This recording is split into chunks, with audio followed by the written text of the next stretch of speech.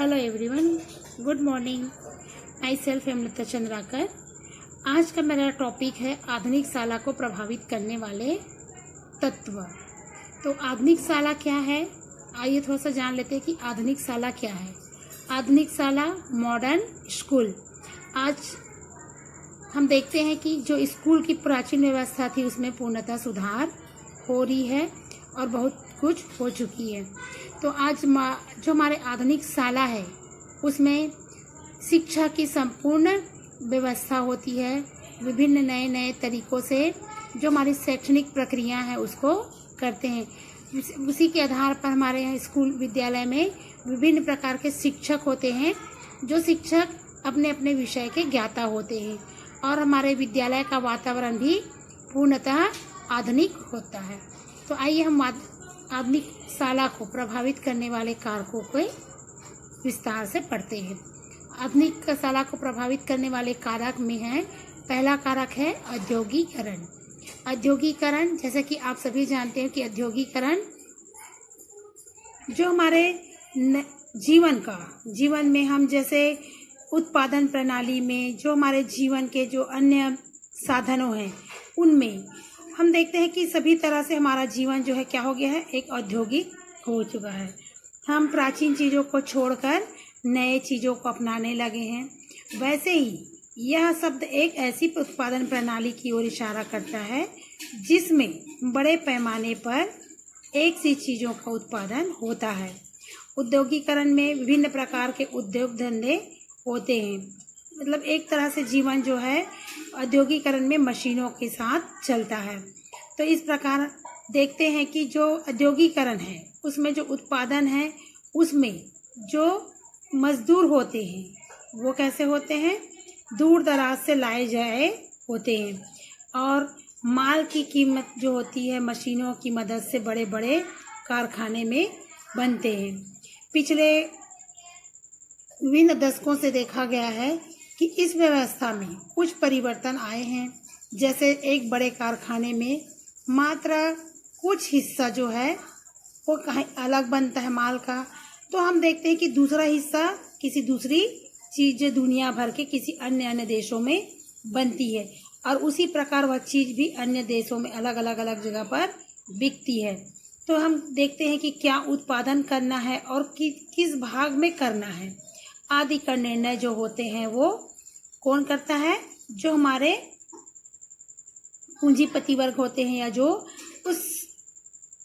उसमें के औद्योगिकरण के जो मुख्य होते हैं उनके द्वारा उत्पादन होता है।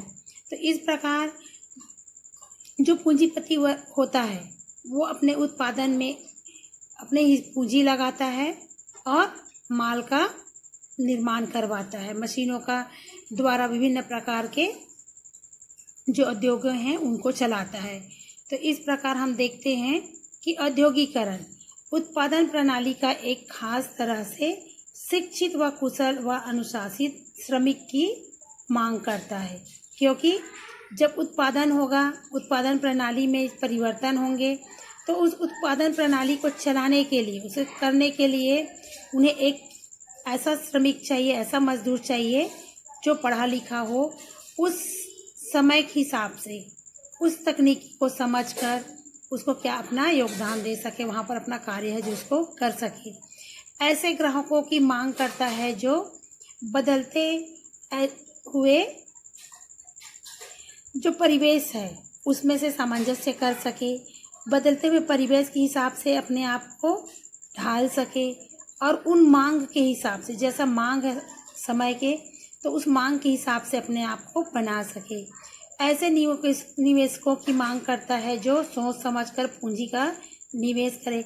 औद्योगिकरण में एक मुख्य चीज़ यह भी है, जो अपने पूंजी को लगाते हैं, जो निवेशक होते हैं जो अपने अपने उद्योग में पूंजी लगाते हैं, उन ऐसे निवेशकों की मांग करता है जो अपनी जो धन संपत्ति है, पूंजी है, उसको उस उद्योग में सोच समझकर लगा सके।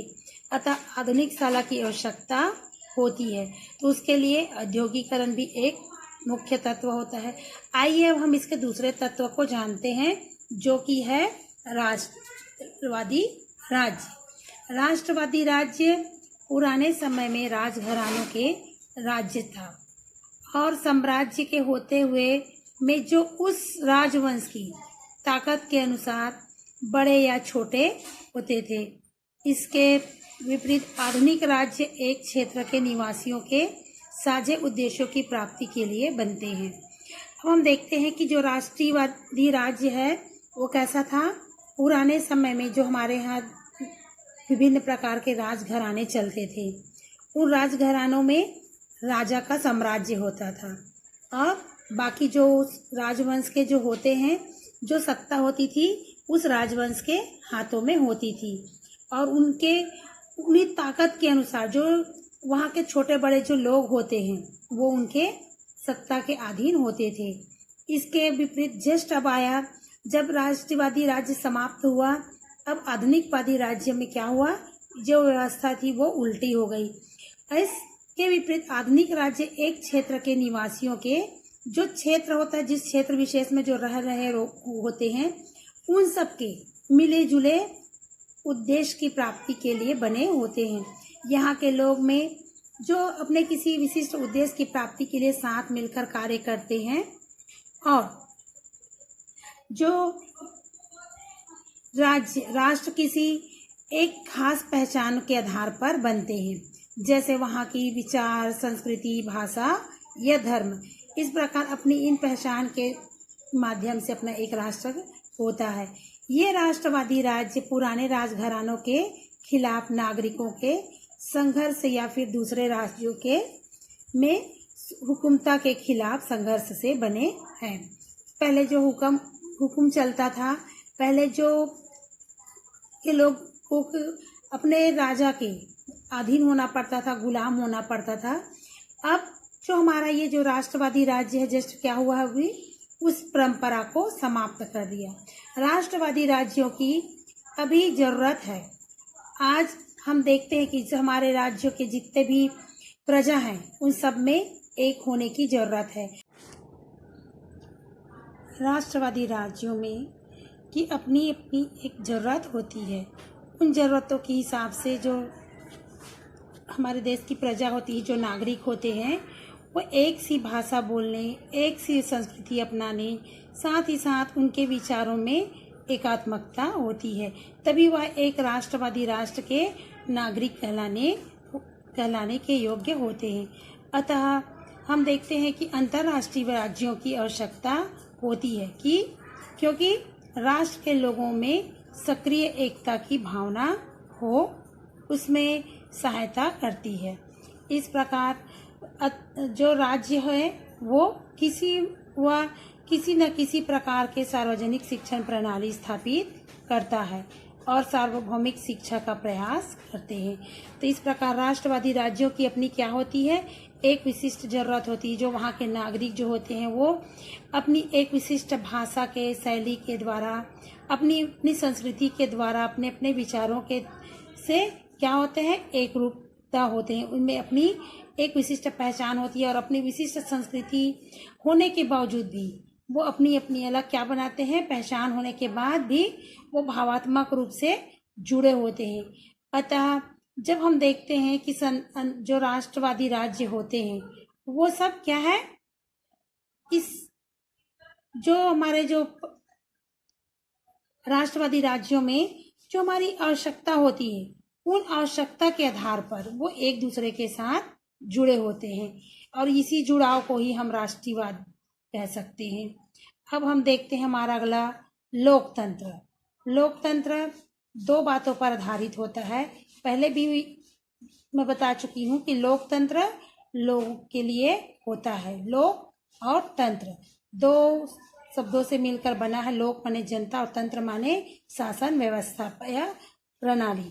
तो इस प्रकार लोकतंत्र दो बातों पर आधारित होता है। पहला यह कि वह राजा या नेता या सेनापति की मनमर्जी न चलकर लोगों की इच्छा अनुसार चलेगा।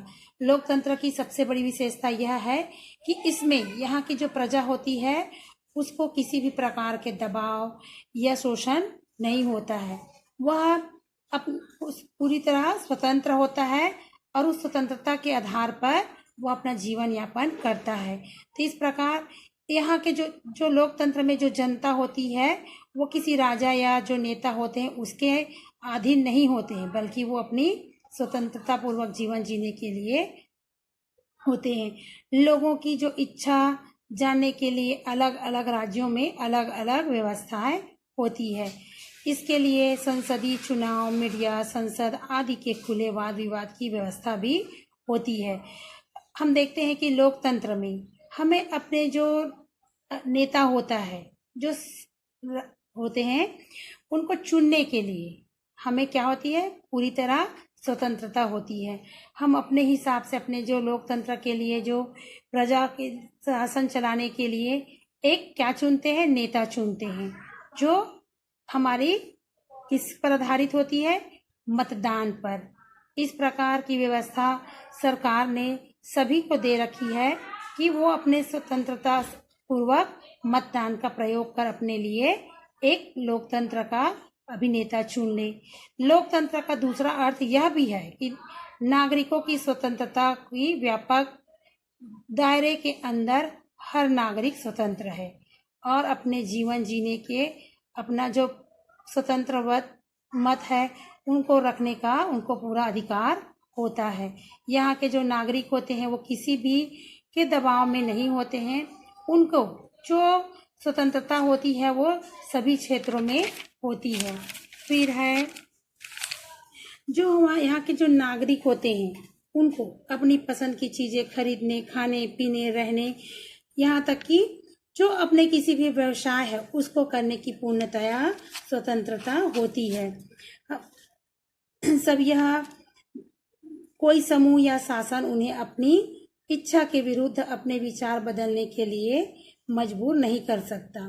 इसी स्वतंत्रता के और जो साझे उद्देश्य होते हैं उन उद्देश्यों की पूर्ति के लिए, उन जरूरत के लिए जो लोकतंत्र है वो क्या होता है, उन सब के लिए पूरा करने के लिए उपयोगी होता है।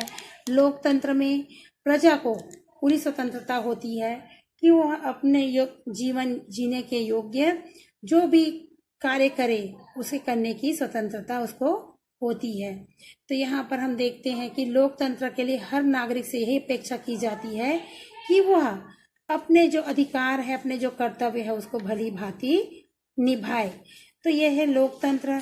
लोकतंत्र के अंतर्गत हम देखते हैं कि जो आधुनिक शाला है उसमें लोकतंत्र, राज्य, राष्ट्रवादी राज्य और औद्योगिकरण ये सब क्या करते हैं, प्रभावित करते हैं। ये प्रभावित करने वाले कारक है, क्योंकि जिस प्रकार आज समय की मांग है तो समय की मांग के हिसाब से जो हमारे शाला है, शाला में भी परिवर्तन होते हैं। तो इस प्रकार ये सारे चीज जो है वो अब शाला व्यवस्था को क्या करते हैं, प्रभावित करते हैं, क्योंकि आज की जनता शिक्षित है। शिक्षित होने के कारण वह अपने जो कार्य है, जो उनके विचार है वो भली भांति से वो कर सकते हैं, अपने कार्य को अच्छी तरह से संपादित कर सकते हैं और अपने विकास के लिए वो प्रयास हमेशा करते रहते हैं। और उसके लिए जरूरी है शिक्षा, और शिक्षा के लिए जरूरी है आज आधुनिक शाला का होना, वैसे शाला जिसमें संपूर्ण शैक्षणिक व्यवस्थाएं हो। तो ये थी शाला को प्रभावित करने वाले तत्व। Thank you.